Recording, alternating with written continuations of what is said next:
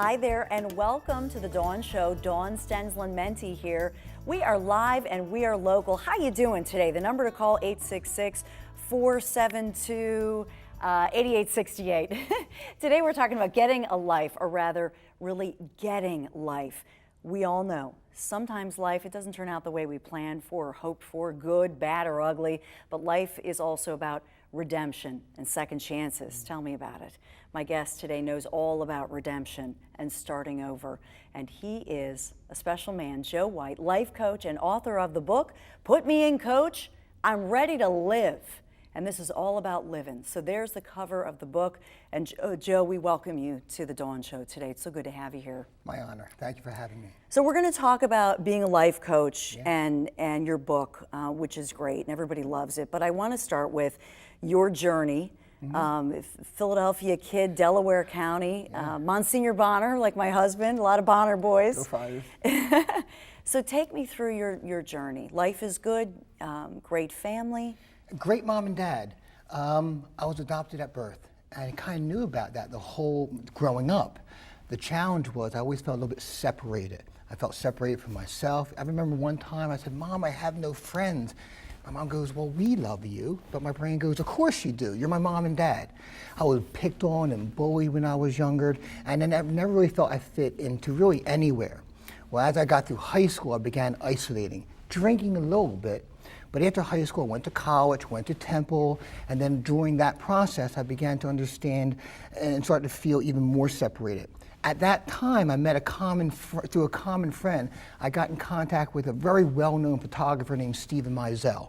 Stephen was looking for a model for some Rolling Stone and a Valentino ad. So he shot me. I had like 6 pages in Rolling Stone, back cover of Interview magazine, full page ad out in Vanity Fair. I'm like, this is great. So after my 3rd year of college, dropped out, had a phone number or a place to stay, literally packed one military bag of clothes. And here you are with hair. You were a lot different, yes. But my mom said, "But you still have the same baby face."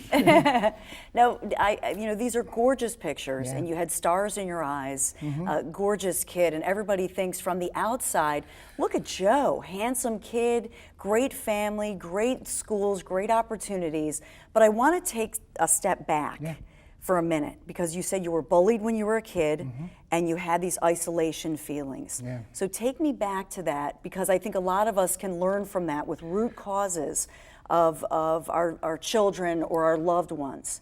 So take me back to that bullying and the isolation, how you dealt with it, how your family dealt with it.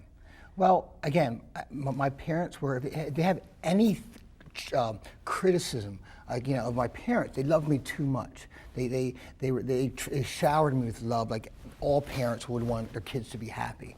And through isolation, I don't think my parents fully understood how isolated I felt. And I didn't understand it. I remember praying to God, help me, but I didn't get any help. And like my rationale as a child was, hey, God rewards the good, punishes the bad, and I'm not getting rewarded, so something must be wrong with me. Now, you said you were isolated, and we know you're adopted. Did you have brothers and sisters, cousins, big family? We have a typical size family. I have an older sister who was adopted too. Okay. And some of this is kind of like in hindsight, like thinking back, putting the piece together. Trying to analyze it all. Right. And obviously through what I do with helping at this point over 13,000 people, I've gotten pretty good at understanding the patterns of human behavior and psychology, why we do what we do.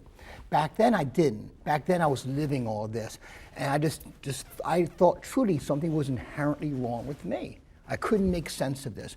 Why didn't I have any friends? And as I got older, why didn't I have any girlfriends? It kind of shifted from just having friends to girlfriends, because as you go into your teenage years, it's naturally begin to say, hey, for men, we equate, if girls like us, we're good. If girls don't like us, it's not so good. Yes. But for people who are looking for red flags, I mean, do you advise, out of the thousands of people that you've spoken to, you must have parents coming up saying, well, what can we do differently? Our 12-year-old is saying that he or she feels isolated. So what are those red flags that you feel like, looking back, maybe could have been identified and maybe gotten you to counseling or something like that? Well, I think parents see the red flags. I think they do one of two things. Either they try to make it better, they try to fix everything, right? Or they ignore it because they don't want to feel like they've done something wrong. It's almost like, I don't want to look under the covers, I don't want to look under the covers. I think the key is how you have to begin to teach that child how to understand and give him or her tools to how to deal with this stuff inside. Everything we do with our clients is pretty simple. You know, we help people become aligned with who they are, but more importantly, we help people become coaches in their own lives. I've coached many teenagers, and they get these skills really, really well. And we want to stop you there because we're going to talk about that. Yeah. We're going to talk more about your modeling career, your journey to New York, the valleys and peaks of your life, and along the way you teach people. And I think Joe's going to teach me today how to walk on broken glass. So it's all just ahead here on The Dawn Show.